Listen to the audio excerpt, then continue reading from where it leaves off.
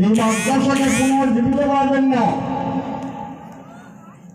পাগড়ি আছে, পাঞ্জাবি আছে, লম্বা নামাজ পড়ে না, এই মাদ্রাসার অবস্থা হয়েছে, এই মাদ্রাসার অবস্থা হয়েছে।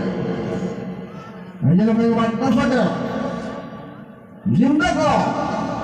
যে সমস্ত বুজুর্গ এই মাদ্রাসার খুঁটি কেড়ে নিচ্ছে, ওনাদের কি আশা ছিল যে আমরা মারা যাব, এই মাদ্রাসাগুলো চলবে, সব পাবো, আল্লাহ আজাদ থেকে আমরা বাঁচে থাকবো। আমরা পাবলিক 1 টাকা 2 টাকা 100 200 করে ধান দেয় কেন দেয়? বড় করে নাজাতের জন্য, বড় করে যেটা আল্লাহ জাহান্নামে না যায়। কিন্তু আজকে দেখা যায় জানা হয় মাদ্রাসা পড়া নাই, মাদ্রাসার ছাত্র নাই।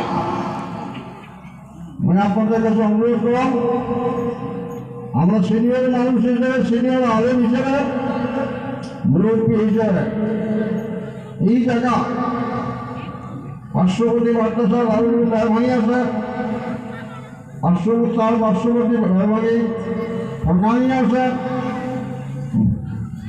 মাদ্রাসা পূর্ণ দেওয়ার জন্য স্বপ্ন দেন এবং ওস্তাদগুলা কেয়ার করে লক্ষ্য দেন যে ওস্তাদ খালি কালেকশন করবে না, পড়া পারবে, এটা লক্ষ্য দেওয়ার ব্যাপার।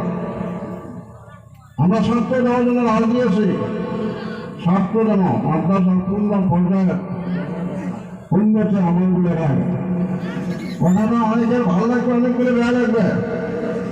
টিচার মিটার আসলে মানুষ ঠিক হয় না, টিচার মিটার আসলে মানুষ ঠিক হয় না। কেন মাদ্রাসা অবস্থায় লোক মাদ্রাসা কেন বানিয়েছে? ছেড়ে নেই মাদ্রাসা, কেন আছে ছেড়ে নাই? আসার